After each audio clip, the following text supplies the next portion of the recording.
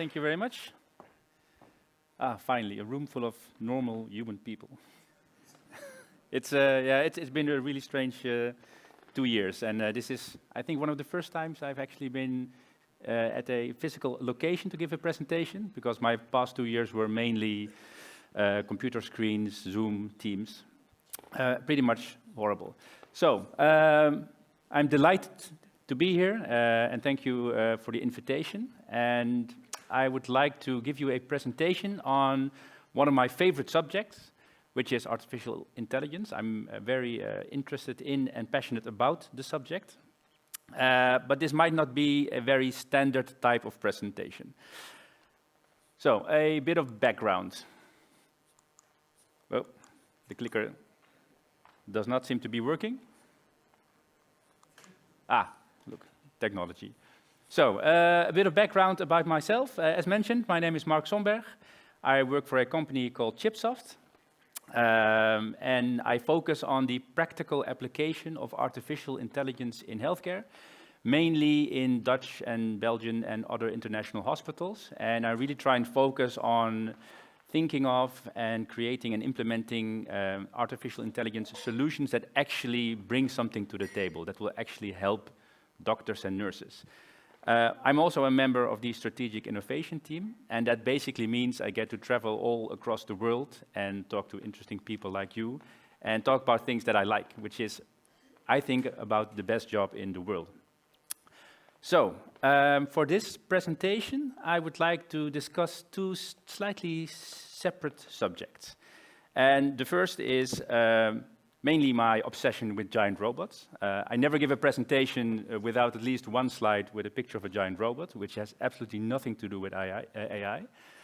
But for me, it represents the ability to look forward and to look at things that are not yet really possible. So that will be the focus on AI.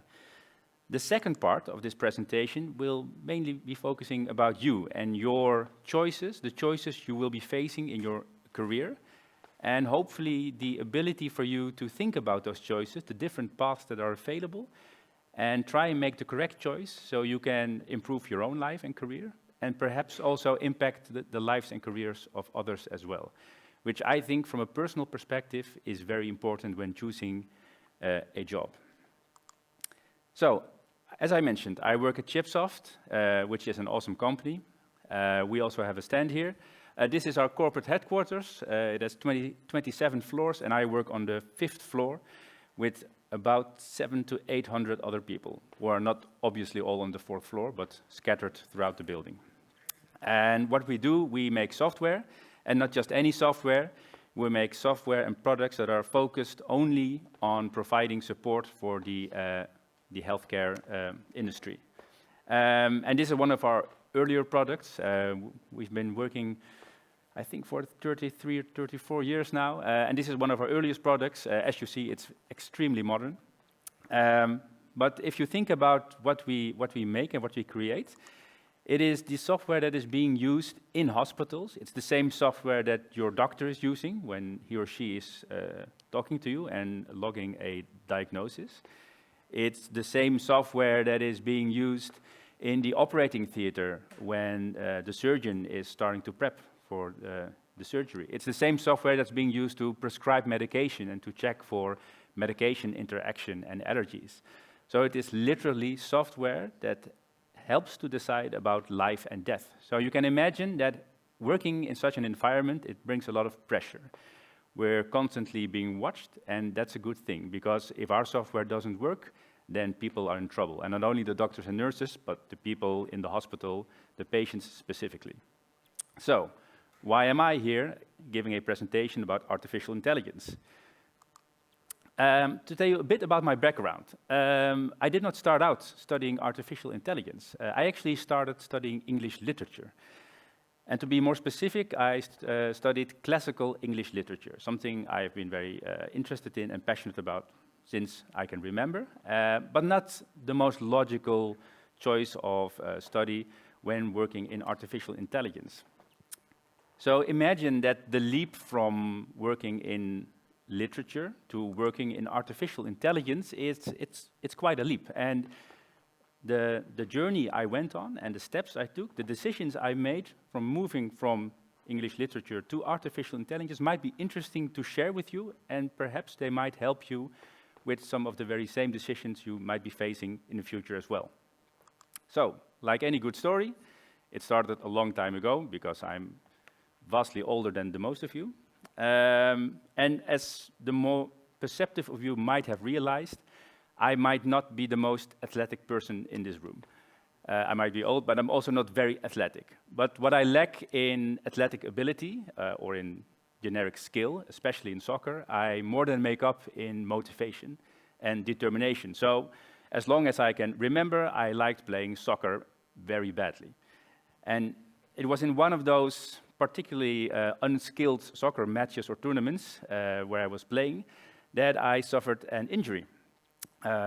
The most recent in a very long series of injuries, but this one was not very nice because I had ruptured my Achilles tendon. So I had to be taken by my friends to the hospital, and once I got to the hospital, the medical staff there informed me that, first of all, it was a very bad idea to be playing soccer at my age, and the second, that I had to undergo surgery. So not the ideal Sunday afternoon for me. So as I lay on the table in the operating theater, and there were doctors and nurses gathered around me and preparing for the actual surgery, I first of all asked, okay, so what's going to happen? What are the possible outcomes? And I was informed this is a routine type of surgery. It almost never goes wrong, and you don't have anything to be afraid of. So, well, that sort of calmed my nerves. And then the surgeon started to drill into my heel with an enormous yellow power drill. So not exactly what I was expecting. And even though they had mentioned that this was a very routine type of surgery and almost everybody suffered no complications at all and everything would be fine, for me, this was not the case. The average patient after surgery for a ruptured Achilles tendon can happily walk about in 2 or 3 weeks, perhaps with crutches. In my case, it took me a year and 3 months to be able to walk again without excruciating pain. So not the ideal outcome for a routine type of surgery. And that got me thinking, because I've always been a very analytical person. I like facts, I like statistics, I like to analyze things, and I thought, why me? Why did I get this outcome, and why not the 1,000 other people being operated in this exact same manner? So I started diving into scientific research, into the backgrounds. I switched my focus. I stopped working in English altogether, and I focused on helping and supporting scientific research in Dutch healthcare. And that became my focus for the next years. Working in healthcare, working with researchers and scientists, and trying to determine what makes a good type of surgery and what determines a bad outcome.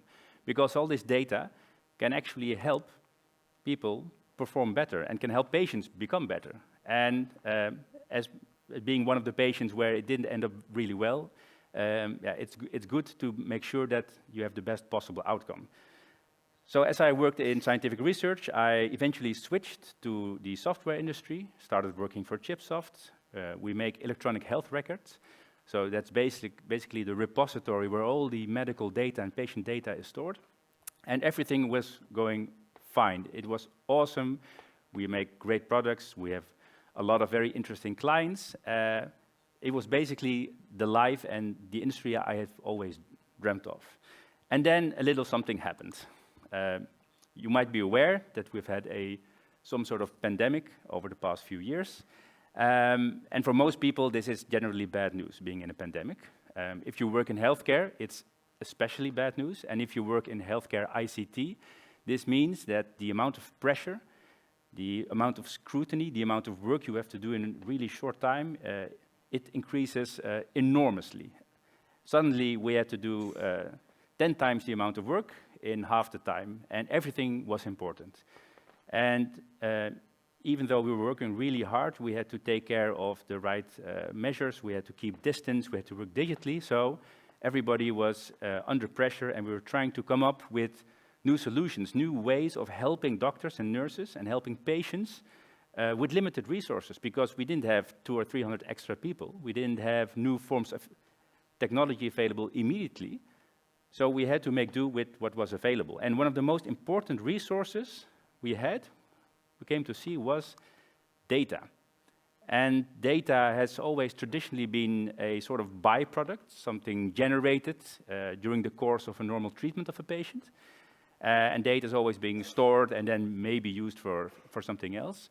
But we came to realize that data itself is a very valuable resource, and data can be leveraged and used to actually help improve the outcomes of healthcare. And that shift in mindset of looking at data as a valuable resource instead of something that you just generate and then store on a database was vital in creating new products and helping doctors improve the treatment of patients. And some examples of things we could do with data, that's not rocket science, simple dashboards concerning COVID to help a hospital get some insights in the numbers and treatments and departments. And a slightly more interesting solution, a tool for the continuous automated medical record-based detection of possible familial hypercholesterolemia. Very nice phrase to say. And this is slightly more interesting because it takes all the data available in an EHR, which is being stored anyway. It looks through the data of an entire group of patients, a patient population, and it mixes and matches and analyzes and detects, and it specifically looks for that group of people who are possibly suffering from a rare disease. And these patients are not aware of this fact. There's nothing wrong at the moment, but if untreated, if undiagnosed, it could deteriorate and they could possibly die or suffer very severe health consequences. And this solution automatically monitors the EHR data. It sifts through the data, and when it finds the correct combination of both lab results and genetic background, it makes an alert, it generates an alert, sends it to the doctor, and the doctor is able to send a digital letter to the person's general practitioner, so that they are informed and they can be treated before their situation deteriorates. So it is a solution that literally helps save lives, just by looking at the data we already have. And it's fully automated, so it just runs in the background. There are no extra people needed. So a very good example of something interesting you can do with data, but it's not yet really artificial intelligence. So this was a good step in the right direction, but I soon realized that it might not be enough for me personally, because I'm now speaking from a personal perspective. I might work for Chipsoft, but the reasons why I moved to healthcare and healthcare software is because I had set myself certain goals. And even though we were doing great work in providing solutions during the pandemic, I still had the feeling that I was running into a wall. And I'm pretty sure that each and every one of you here in this room will eventually, at some point in your career, run into a wall and have the feeling that you do not know which step or which direction to take. So before the pandemic, and we all went in lockdown, I was in South Africa, in Cape Town, to give a presentation on artificial intelligence. And I recall that one of the other speakers there, he informed me of a concept called the digital twin. Now, I don't know if you're familiar with the concept of a digital twin, but he explained it, and he told me a digital twin is like a multi-dimensional digital representation of a physical object. In this case, a building, and more specifically, a hospital building. Because it turns out that in South Africa, most boards of directors, most people in management have no clue or no concept of how large or small or complicated their own hospital is. They have a generic idea about the size, but they don't know its volumes, they don't know the measurements. And this leads to all types of very interesting problems. First of all, if you don't know how large or complex your hospital is, you might not know how many rooms you're actually using. And for instance, in one of the hospitals, they ordered a new MRI machine, which are really bulky, large machines, and it didn't fit through the door. Now, this is a multi-million-dollar machine, and if you've ordered it and it doesn't fit through the door, I think you're feeling pretty stupid. So they had to demolish a part of the hospital to actually put the machine inside the building.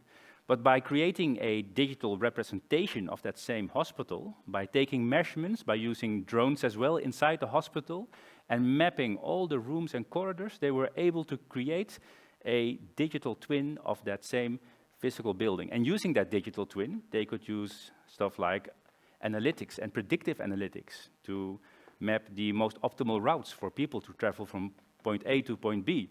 They were able to realize that some of those corridors and rooms in the hospital hadn't been used for 3 or 4 years and could be used for storage or other purposes. So they basically used the same resources, they had the same building, but by mapping it and analyzing it in a digital manner, they were able to gather a lot more information and insight in what could be done with those same resources. And as I got back on the plane, back to Amsterdam, I started thinking about that concept of a digital twin. So what if we take the concept of a digital twin, but apply it not to a building, but to a human body? Because a human body is more or less similar to a building. There's different sections that have different purposes. There are logistical purposes. There's the transport of fluids through pipelines, and it's more or less like a building. And if you look at the human body as a building, as a physical structure, and then try and create a digital, multi-dimensional representation of that structure, then you are able to take a lot of data that is already available at this moment within an EHR. Because as you go to the hospital and as you are treated by a doctor and as you are undergoing surgery, for instance, things like your heart rate and blood pressure are monitored. We have things like your allergies, the type of medication you are using, your genetic background is very important, but also your history of previous illness or diagnoses, as well as all the measurements that are coming in real time by all the connected equipment. So by using all this data, then you could create or construct a digital twin of the human body, and more specifically, a digital twin of a patient. So for instance, if a digital twin would be created of myself, and then that digital twin in its multi-dimensional format would be used to test surgery or types of surgery, then you would start to get some form of training and learning. So the idea is you make a digital twin of a patient's body with its structures, its density, its flows of fluids, its genetic background, its use of medication, and then you apply the surgery you're intending to perform on that same digital concept. And you not do it only once, you do it tens of times, hundreds of thousands of times. And each time you perform the surgery hypothetically or digitally, you learn from what you do. You generate more data, and you can use that data to feed or train a form of AI model. For instance, a deep learning network can be fed using that data. So imagine that before I even went into the operating theater, they had created a digital twin of my body. And the surgery team and an AI model had been trained on that digital model to perform the same surgery over and over and over again. And they had gained insights, and they had learned what is a good outcome and what is a bad outcome. And eventually, that AI model could be used to assist when the actual surgery is being performed. So if you look slightly into the future, and these are all elements that are already in place across the world, there are robots assisting in surgery. There are ways of helping and assisting surgeons while they are working on a patient. There are also ways to look at data available from a patient, but bringing all these items together and helping an AI model to assist trained medical staff in performing a surgery, that is something that is still work in progress. And I think it is one of the great improvements that can be made in the medical process at this moment. Because imagine that I or you are lying on that bed in the operating theater, and the surgeon has his or her scalpel, and is about to make the first incision. And as he is wearing his VR goggles, he is helped and assisted by that AI model in providing real-time cues and assistance in the form of either color or sound or tactile feedback, like the same you get from a PlayStation. So as the scalpel is approaching the area of tissue where you're making your incision, based on the exact location, you would be shown the underlying tissue, the location of nerves and arteries, but also whether the angle of the incision is correct. And based on both color or sound, you could be guided towards the right location. And this is all based on the data that has been generated by training that model. So a real-time system helping to assist surgery staff in performing those types of surgery by being trained on a digital twin of a human body. Now, the fact that I am standing here talking about these types of developments is a very good example of being trained in one area of expertise, but being able to make choices and setting goals for yourself. Because when I started out studying English literature, I had no clue or no idea that I would be working in artificial intelligence. But because I made a very bad choice in playing soccer at an age where that wasn't a very good plan, I was able to shift my focus. And now what I do for a living is both talking to people like you, but also thinking about concepts that are not yet actual reality, but are only 1 or 2 years of development away. And specifically in the area of artificial intelligence, I kind of dislike the term artificial intelligence because it implies it is a very separate, autonomous system that works almost against a doctor. And I think artificial intelligence, like any form of tool, is one of the tools available in the surgical set for a surgeon. So you have scalpels, you have scissors, you have medication, but you also have software, and you also have artificial intelligence. So I prefer the term augmented intelligence. And I see artificial intelligence and machine learning as the way forward in extending the reach of healthcare professionals, extending the reach and skill level of surgeons, but also general practitioners and nurses in making sure they can treat more patients in a more efficient manner with better outcomes. And that focus on applying software and machine learning concepts within healthcare, it reinforces the idea that what you, the choices you make on your career path are very important because you have to do something you are very passionate about and interested in. When I explain to people what I do for a living, then I always tell them I just basically do exactly the same thing I would be doing in my free time, except I get paid for it. Because when I'm at home or whether I'm with friends, I'm always talking especially about these types of concepts and ideas. So making that correct choice, and even though you've went one direction in your career and maybe chosen a different type of study, it does not mean that you are fixed on that path. You always have the option to shift, to make a different choice, as long as you are motivated and find the right motivations and reasons to shift that focus.